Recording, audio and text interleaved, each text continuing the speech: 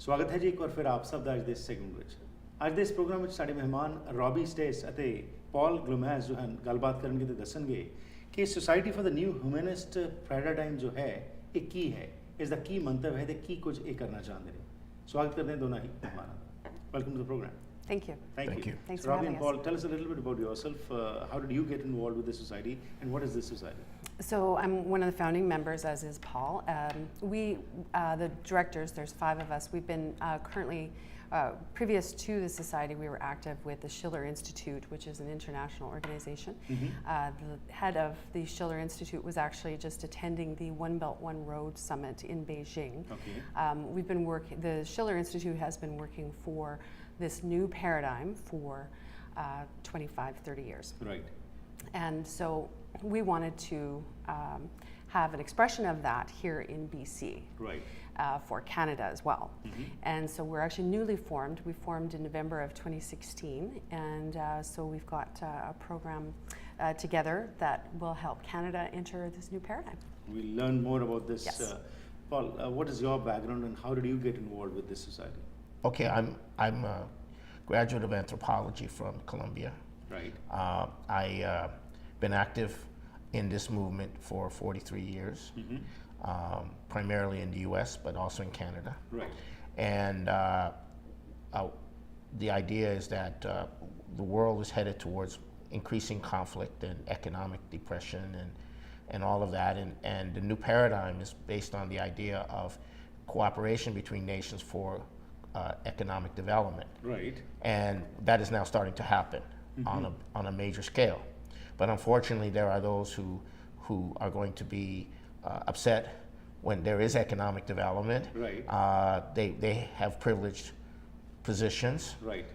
Financially, and they don't necessarily want to see the rest of the world, which had previously been underdeveloped, become developed. So, Right.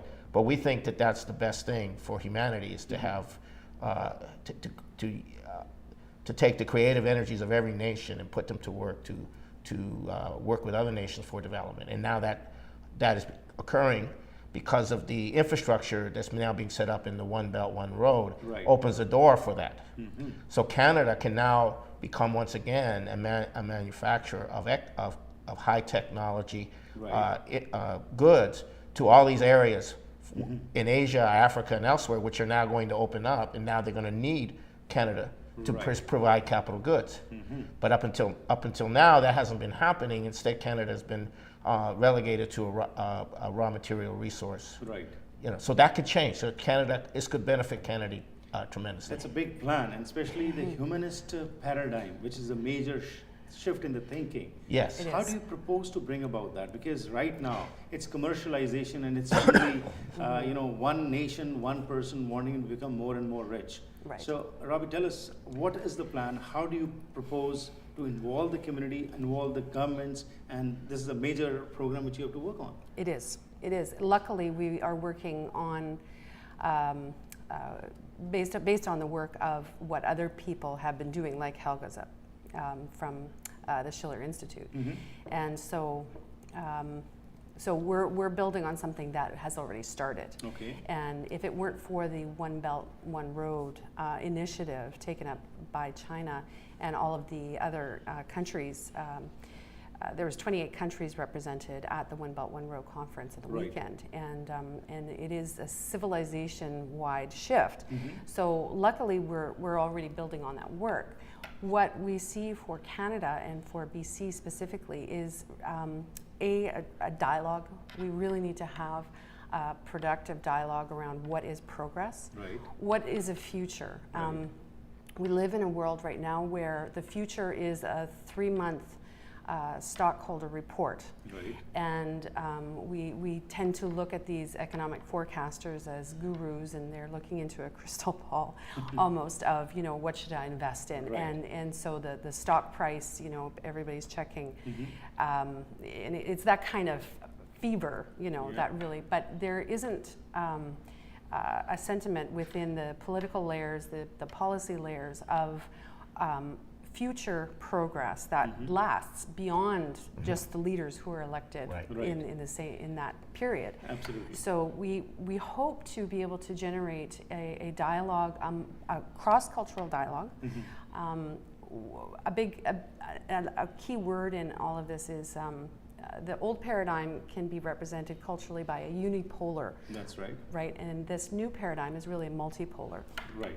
And so it's the best of each culture coming together Right. for a future orientation. What is the best of each culture that they can contribute to one another? Right. And in there's a historical precedence for this in the old Silk Road. And so this One Belt, One Road policy, another word for that is the new Silk Road. Right. And so what it brings is a connectivity.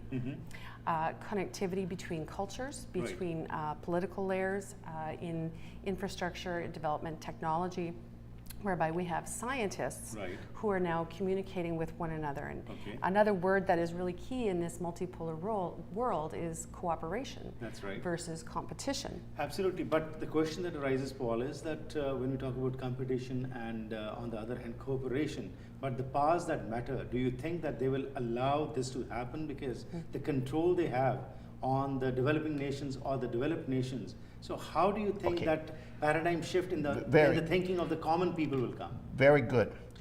It's no accident that the news of this profound development is not being, until just now, Right. has not been presented to the Canadian population. Right. Now it is being presented, but in a very negative light. Yeah. Okay, but basically, the powers that be in the transatlantic system, in the unipolar world, the former world colonial system that is modern, that's been transformed in a more modern form, they're finished. It's over. Right.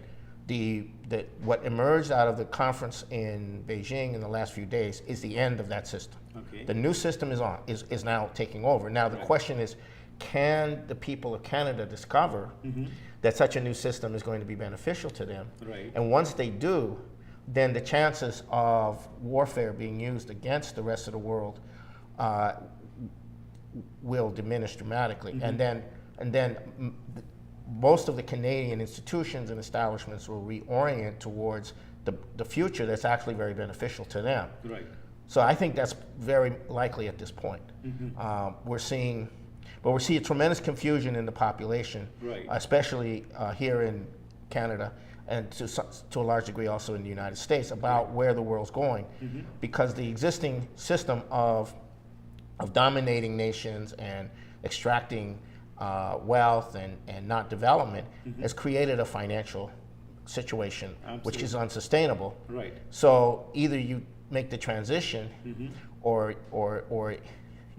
there's no other option. There's no other option, and that's the beauty of it. That's the beauty of it. Wonderful. This is where, just want to say Yeah. quickly, this is where the Society for the New Humanist Paradigm is coming in, where we want to bring this information, Right. but also we want to encourage and facilitate The this. communities to come together Exactly. and start working on these grants. Exactly. So if anybody wants to contact you, where can they contact you? Where are you based? So we're based in the Lower Mainland. Okay. They can go to our website. It's www.thenewhumanistparadigm.com. Okay.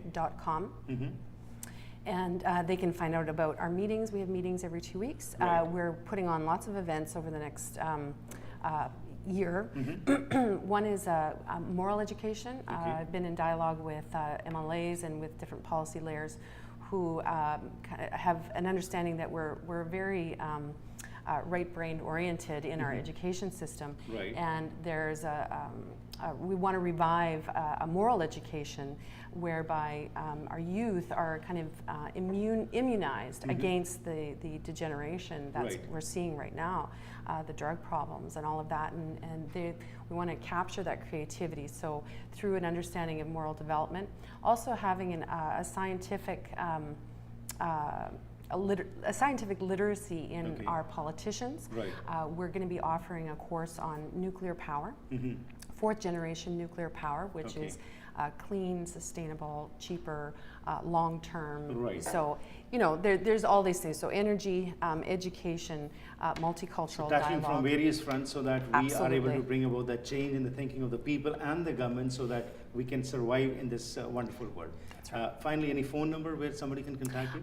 Sure, 604 Yeah. 442 Yeah. 9326. Great. It was a pleasure talking to you, Thank Paul. you and Steve. very Thank much you very for much your for your time. So now you're going to translate. Absolutely. Thank you very much. Thank you. Thanks. ਸੋ ਅੱਜ ਜੋ ਅਸੀਂ ਗੱਲਬਾਤ ਕੀਤੀ ਉਸ ਦੇ ਵਿੱਚ ਦੋਨਾਂ ਹੀ ਮਹਿਮਾਨਾਂ ਨੇ ਸਟੀਵ ਅਤੇ ਪੌਲ ਨੇ ਸਾਨੂੰ ਦੱਸਿਆ ਹੈ ਕਿ ਇੱਕ ਨਵੀਂ ਸੋਚ ਲੈ ਕੇ ਅੱਗੇ ਆ ਰਹੇ ਨੇ। ਅੱਜ ਦੁਨੀਆ ਦੇ ਵਿੱਚ ਕੰਪੀਟੀਸ਼ਨ ਚੱਲ ਰਿਹਾ ਹੈ, ਪਰ ਇਹ ਕਹਿੰਦੇ ਨੇ ਕਿ ਇੱਕ ਸੋਚ ਵਿੱਚ ਤਬਦੀਲੀ ਲਿਆਉਣੀ ਚਾਹੀਦੀ ਹੈ ਜਿਸ ਵਿੱਚ ਕਿ ਕੋਆਪਰੇਸ਼ਨ ਹੋਵੇ। ਅੱਜ ਵੱਡੇ ਮੁਲਕ ਜਿਹੜੇ ਨੇ ਛੋਟੇ ਮੁਲਕਾਂ ਨੂੰ ਦਬਾਉਣਾ ਚਾਹੁੰਦੇ ਨੇ। ਛੋਟੇ ਮੁਲਕਾਂ ਦੇ ਵਿੱਚ ਬਹੁਤ ਜਿਹੜੇ ਰਿਸੋਰਸਿਸ ਜਿਹੜੇ ਹੈਗੇ ਨੇ ਉਹ ਉਹਨਾਂ ਨੂੰ ਉਪਯੋਗ ਉਹਨਾਂ ਦਾ ਸਹੀ ਕਰਕੇ ਉਹ ਵੀ ਡਿਵੈਲਪ ਹੋ ਸਕਦੇ ਨੇ। ਪਰ ਇਹ ਸੋਚ ਜੋ ਹੈ ਤਦ ਹੀ ਕਾਮਯਾਬ ਹੋ ਸਕਦੀ ਹੈ ਜੇਕਰ ਸਾਰੀ ਕਮਿਊਨਿਟੀ ਸਾਰੇ ਲੋਕ ਜਿਹੜੇ ਨੇ ਇਕੱਠੇ ਹੋ ਕੇ ਅੱਗੇ ਆਉਣ। ਖਾਸ ਤੌਰ 'ਤੇ ਕੈਨੇਡਾ ਵਰਗੇ ਮੁਲਕ ਦੇ ਵਿੱਚ ਇਹਨਾਂ ਨੇ ਦੱਸਿਆ ਕਿ ਇੱਥੇ ਬਹੁਤ ਸਾਰੀਆਂ ਚੀਜ਼ਾਂ ਨੇ ਜਿੱਥੇ ਕੰਮ ਕਰਨ ਦੀ ਲੋੜ ਹੈ ਅਤੇ ਇਹ ਜਿਹੜੀ ਨਵੀਂ ਹਿਊਮਨ ਸੁਸਾਇਟੀ ਹੈ ਜਿਹੜੀ ਕਿ ਇੱਕ ਪੈਰਾਡਾਈਮ ਸ਼ਿਫਟ ਲਿਆਉਣਾ ਚਾਹੁੰਦੀ ਹੈ ਉਸ ਵਾਸਤੇ ਤੁਹਾਨੂੰ ਬੇਨਤੀ ਕਰਦੀ ਹੈ ਕਿ ਆਓ ਸਾਰੇ ਰਲ ਮਿਲ ਕੇ ਯਤਨ ਕਰੀਏ ਕਿ ਅਸੀਂ ਕਾਮਯਾਬ ਹੋ ਕੇ ਕੋਆਪਰੇਸ਼ਨ ਰਾਹੀਂ ਨਵੀਂ ਸਮੱਸਿਆਵਾਂ ਜਿਹੜੇ ਸਾਡੇ ਸਾਹਮਣੇ ਆ ਰਹੀਆਂ ਨੇ ਉਹਨਾਂ ਦਾ ਹੱਲ ਲੱਭ ਸਕੀਏ।